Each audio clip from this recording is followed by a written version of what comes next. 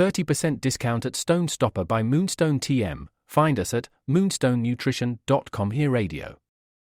Stone Stopper by Moonstone TM is a doctor-developed, science-backed kidney health solution with 30 MEq of alkali citrate to prevent kidney stones. Available in powders and capsules. Enjoy an exclusive discount with my promo code moonstonenutrition.com. Here Radio to get 30% discount. Other shows we have for you to enjoy at myclassicradio.net. The Avengers was most certainly not a household name in South Africa prior to the radio series. With no national television service until 1976, the mechanism simply was not present in the country to show television programs to mass audiences. While many other countries reveled in the filmed adventures of John Steed and Company, South Africa was not equipped to join in the fun. The series took Britain by storm and made a major impression in the American markets, being that greatest of rarities, a British series given a network transmission slot. However, as a film series, rather than a videotaped one, The Avengers was able to gain a modicum of exposure in South Africa through film rentals. Come and listen at myclassicradio.net.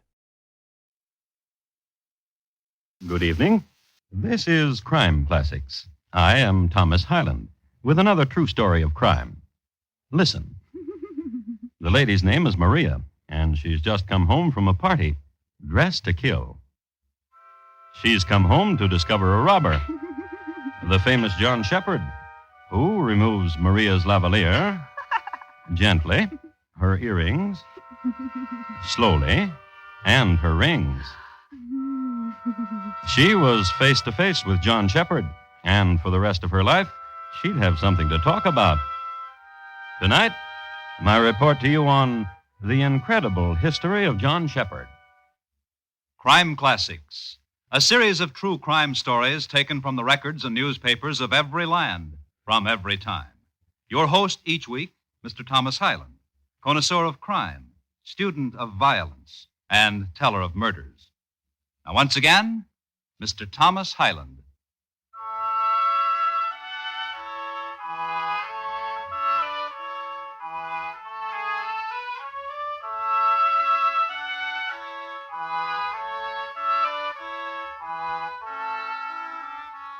The English king who was on the throne in 1722 was remarkable in that he could speak no English. Not that he was an idiot. He was a German, and he could speak German very well. As a matter of fact, he'd brought 2 young and ravishing ladies from Germany with him, so that he could have someone to talk with, lonely monarch that he was. His name was George Louis, and his reign was stormy, with that trouble with the Jacobites. This unpleasantness, you will recall, was settled by the Duke of Argyll, a soldier and dandy, husband to Anne the knitter. And into these times strode John Shephard. Well, he didn't stride exactly. He usually sneaked in through the back window so as to rob. And one night in April, he got caught. Light the taper in the candlestick, Maria, and we'll see who we have here. And you, sir, don't move, or surely this blunderbuss I'm holding will... I shall not move. Husband? Hold the candlestick up to him and we'll see. Oh, ooh. Who you have here, madam, is John Shephard. John Shephard be you? Well now, sir, you're caught. No more sneaking in and robbing for you, sir. And no more wives of respectable husbands will you make play with. John Shephard. Come away from him, Marie. He's only a boy. Marie. Downy cheek youth. Come to rob. No. Huh. I shall tell you why I've come here. Do. I had heard it spoken about, madam, of you. Of me. Maria, come away. Stand aside. Gently, husband. And you were saying what, John? And I sought you out. Unbeknownst to you, I have sought you out and have followed you. Once, in a crowded place, I touched gently like this. And this thrilled you, so you've come here to rob us out of house and home. No, to find Milady's boudoir. Now you can talk as much as you wish, youth. For as soon as you are done with the talk, this trigger gets pulled. And from Cheapside to the Thames, London husbands all about will raise a hurrah in my name. Boudoir, John. To drown myself in the scent of yourself you have left behind. Husband. Yes? Come over here a moment. Look at the candlestick, husband. What of it? Oh!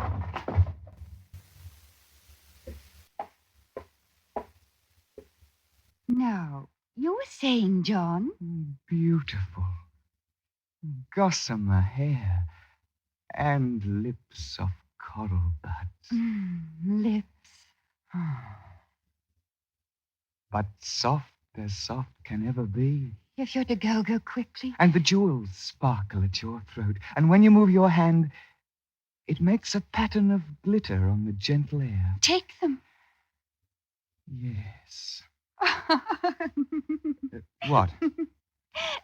Lady Wedline says, about you, she says. Did she? Now, hush. Yes.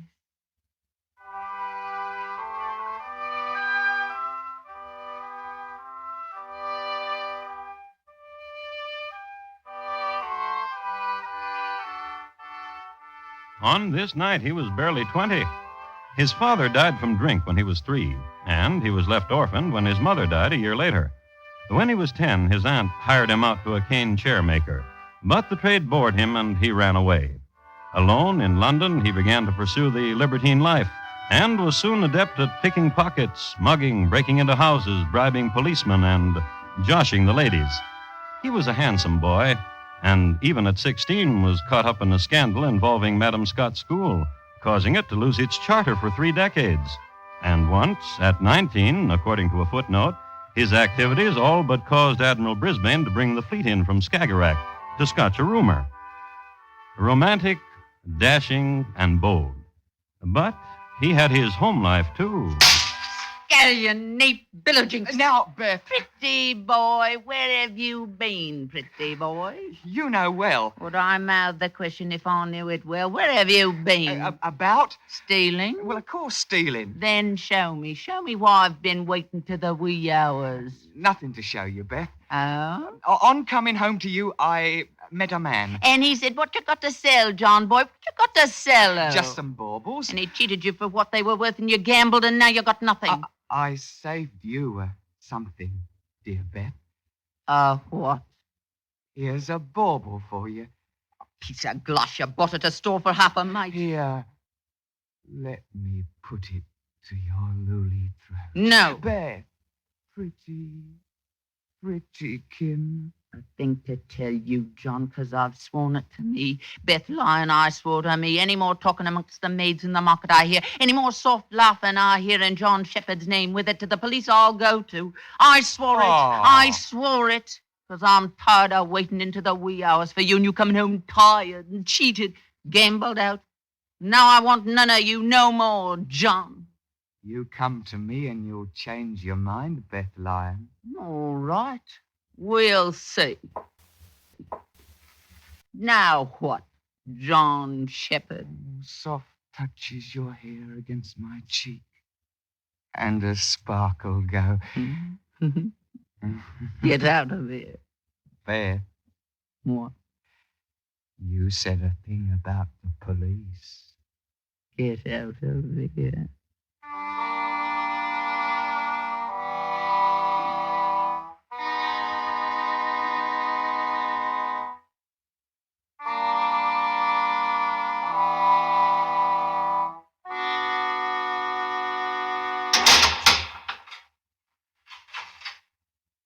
The cell's not especially clean, John laddie.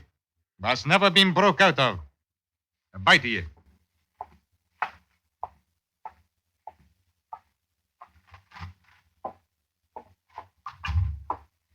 Wife. Woman. There's a new one in the little cell. Spoon a pot of gruel and take it into him. And not so generous neither. There's only a mite to feed them each day, and most of them will hang anyhow. So why fat the likes of them? That's enough, now that's enough. You take it to him.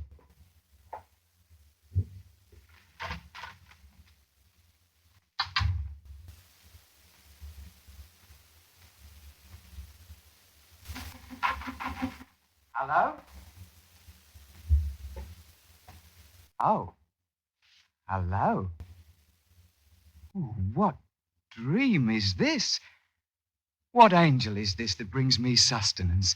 Here, I'll take it from your softling hands. Why stare at me with soft doe eyes? I'm but John Shepherd. And why widen go your eyes? You cannot know me, for I am nothing. And this is a dream anyhow, and does not happen in reality. And how am I sure of it? For no cheek was so rosy and warm beneath my lips. And if those dainty hands were to hold a key now... Yes, just so. Oh, dream, wake me not. But let the loving fingers turn key in lock, while lip presses lip. Madam, no, speak not, but walk with me, and show which way. How do I get to the street, madam?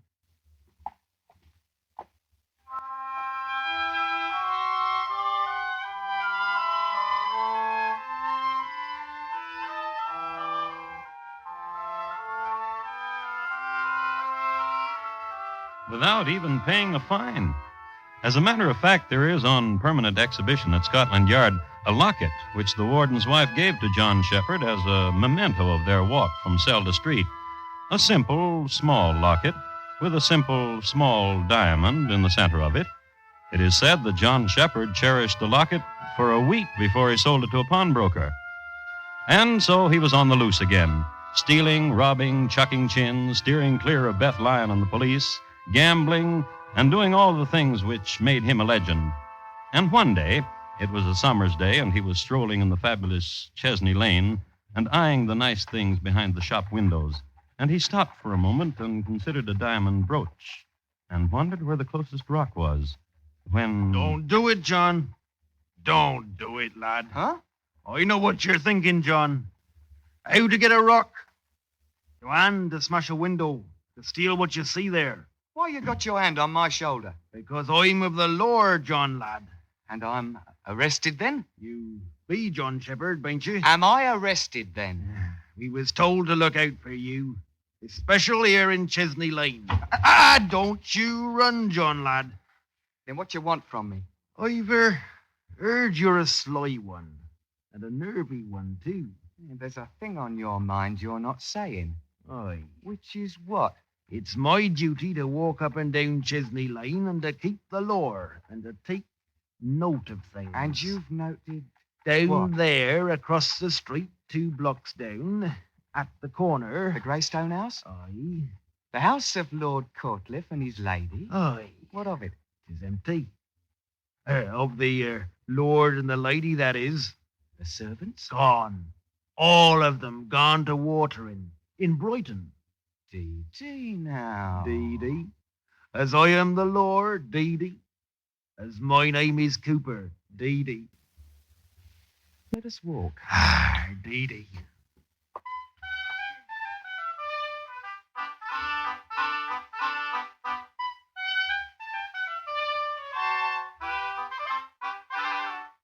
Later that day, an advertisement was inserted in the London Times that the furniture and belongings of Lord and Lady Courtliff were on sale on the premises in their natural surroundings. The house was thrown open to the public, and it was a marvelous sale. The floorwalker's name was John Shepherd. He also took the money.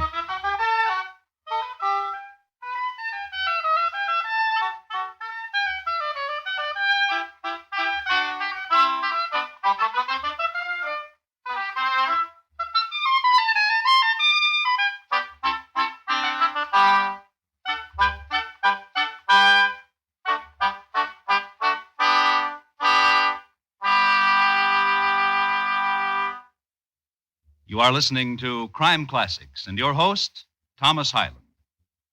You don't have to tell the average or above average housewife that radio's work before dark, too. Chances are she's already familiar with the daytime dramatic serials on CBS Radio, a succession of fine day-to-day stories about people it's easy to like and be interested in. Every weekday on most of these same stations, listen where America listens most, for Aunt Jenny, Ma Perkins, Rosemary, Our Gal Sunday, and all our Stars Address daytime serials. Now, once again, Thomas Hyland and the second act of Crime Classics, and his report to you on the incredible history of John Shepherd.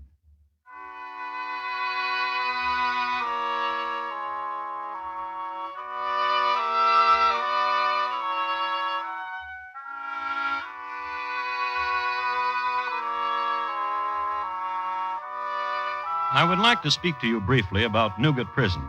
Newgate Prison because, as you must know, John Shephard must eventually come here, since, as all of us know too, lex omnia vincit. Well, Newgate Prison was built in the 12th century and was originally the gatehouse to the west side of London. As a gatehouse, many gay times were had here, travelers being what they are. But in the 15th century, iron bars were imported from Sheffield, and as a prison, Newgate came into its own. The Great Fire of 1666 destroyed it, but from the ashes rose a dungeon even more formidable than its predecessor. In 1723, the year which concerns us here, Newgate was a place of dampness and stone and iron, with a special section for shackle and rack. You might be interested in knowing that the most popular method of execution in this era was pressing a fellow to death, more later. In the meanwhile, back to Chesney Lane and the house of Lord and Lady Courtliff, toward the end of a highly successful sale in which the Greystone house was being stripped to its stone. I beg your pardon. Yes? Are the tapestries for sale, too? Oh, yes. And at what price? Which tapestry did you have in mind? Well, let me see. This one. Excellent choice. I like unicorn. £10. You'll give me a bill of sale? Why should I? To prove that I have come by this honestly. After all... After all what? This is a famous tapestry. Dee. The farandole of the unicorns. Oh, Dee. Lord Courtliff's favorite. I know, he told me. As he told me. A good friend of his? He has many friends. In the police. And you're... Captain Cleaver. I'm... John Shephard. Only John Shephard would have the imagination, the audacity to open up a stranger's house and sell all the stranger's belongings. Captain. Yes, lad. There's an arrangement I have with an Officer Cooper of the police. Pity. Why pity? Now, Officer Cooper will be hung, too. Oh. Then... Of it, there's no doubt. You're on... Wait. What? The proceeds from the sale of the furnishings on the second floor. What of them, lad? Yours. My name is not Cooper. Come along, lad, John, lad. You're under arrest.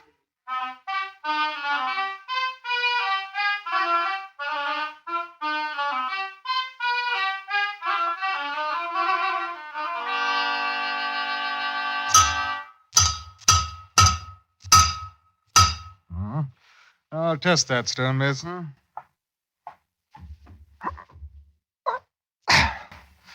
Tight. Good. You're stapled to the stone floor right enough, John lad. You'll not get out of here. Now, stonemason, for an extra safety, a U-spike about his neck onto the floor.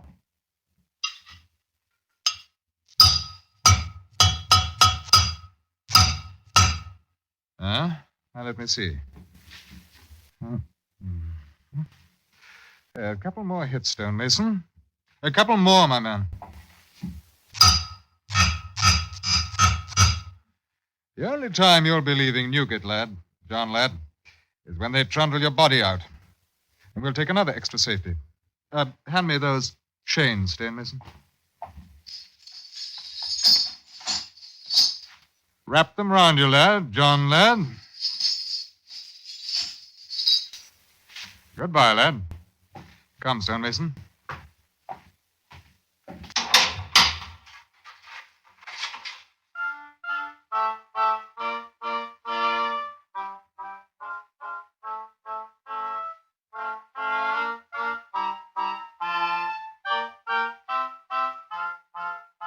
I have here a newspaper of the time from which I'd like to read a paragraph or two. John Shephard, alone in the stone room of Newgate Prison, espied a crooked nail. With this device, he unburdened himself of his chains. Some have said that John Shephard enlisted outside aid in loosening himself from the stapling. But John Shephard has claimed that this is not so. But it remains true that unstapled he became. Whereupon he removed 2 stones from the wall of the room, which gave him access to a passageway between the walls. Thus, he climbed to the Red Room, so called for obvious and horrible reasons. He threw down the door of this unspeakable closet, and thence came to the chapel. Removing a spike from the door of the chapel, he experienced small difficulty in opening 4 other doors, which led him to the roof. It was a rainy night, and he almost, in traversing this place, slipped to his doom. However, he jumped across a narrow alleyway onto the roof of a Mr. Finchley who lived next door and opened a window casement of this house. Don't be frightened. Where did you come from? From out there. From the rain. You have no need to be frightened. Well, who are you? John Shephard. You true? Such is my misfortune. Misfortune? Yes. How? I say my name and I am shunned by all. My father Don't is... scream for him. Just let me walk through that door and out of here. My father... I know, a wrathful man. My And father is in the country. I know, in the next room. In the country. What? In the country. I've been trying to tell you. Oh, what wicked man is he to leave you here all alone? To leave you at the mercy of whoever comes across your roof and into your window. He needed to go. A matter of his health. What is your name? Angela. I knew it, and I dared not speak it. Angela of Angels. Oh, John. Yes? Your clothes, they're wet and you... Oh, cold. Shivery. In the next room, there's a fire. Take me to it. Oh, take my hand, John. Of Angels. Take me to it.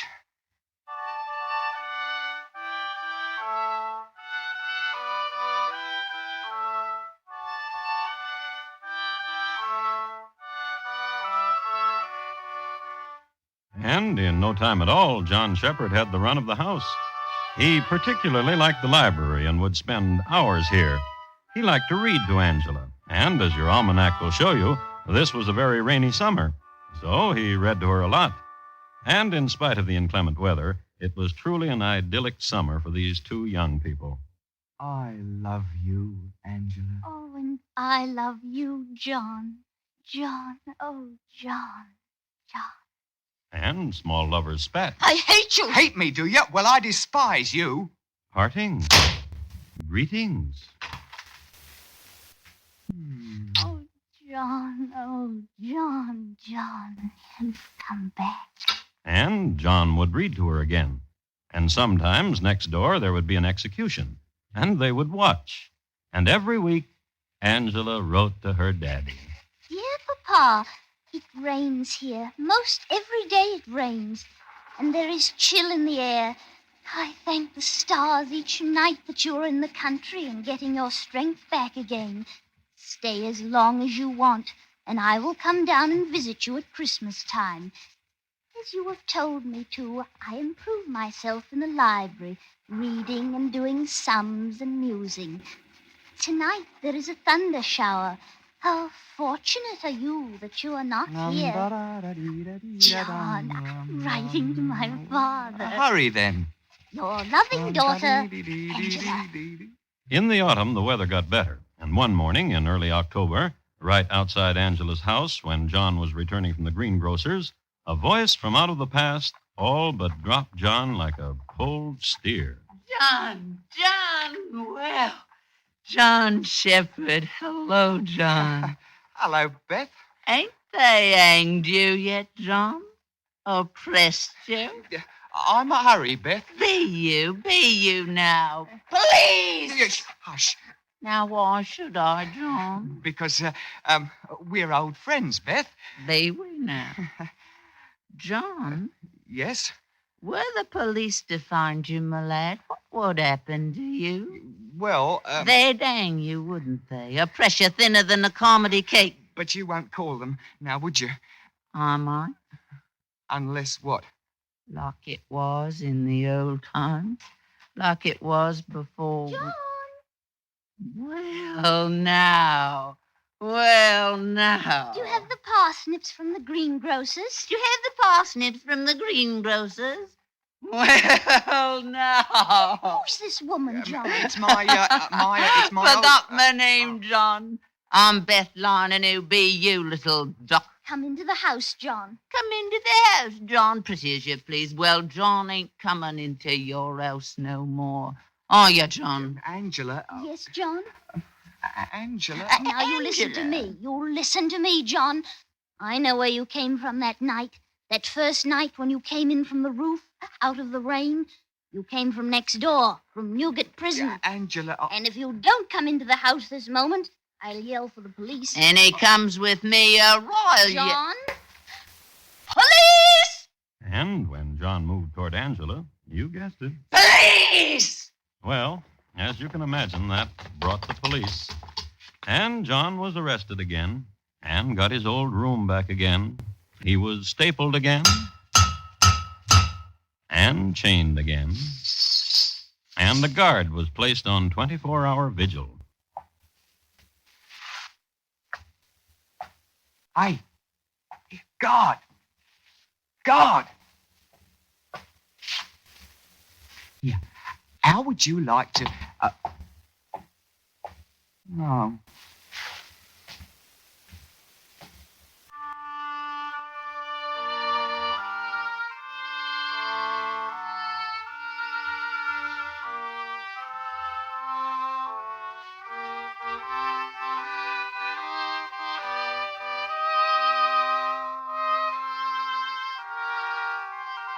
And so he was brought to trial and found guilty of robbery and footpadism, and, as was the law of the time, sentenced to execution.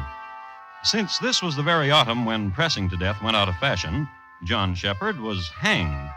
This last event took place on the 16th of November, 1724, in front of a mob made up chiefly of protesting but fascinated women, an estimated 200,000 in the audience. There were on record certain excerpts, statements from certain women who had known him. He's so young and gentle. They need not hang him. Oh, poor lad, it'll be a terrible loss.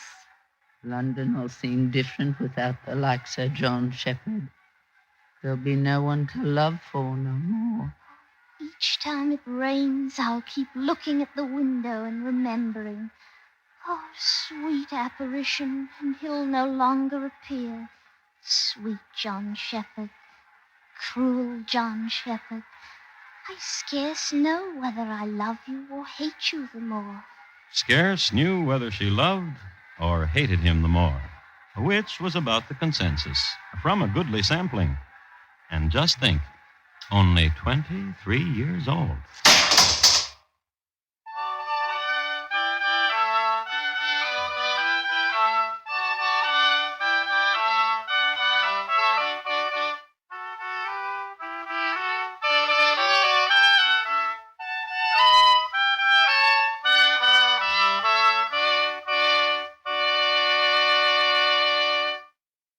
In just a moment, Thomas Hyland will tell you about next week's crime classic.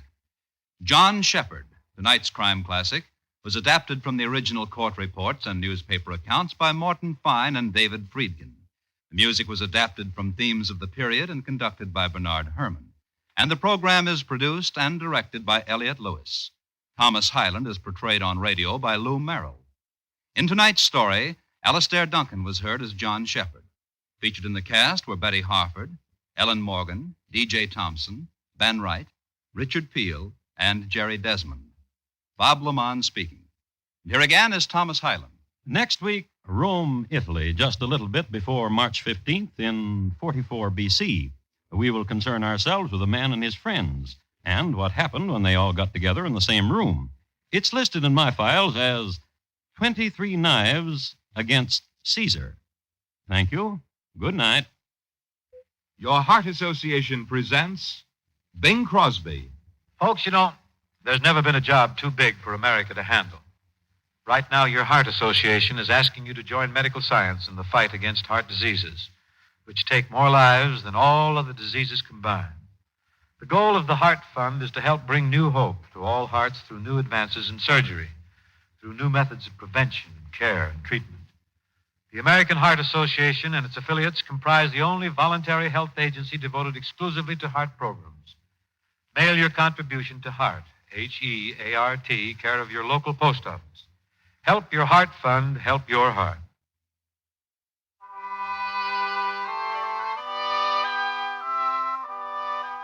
Lionel Barrymore's Radio Hall of Fame is great Sunday night drama on the CBS Radio Network.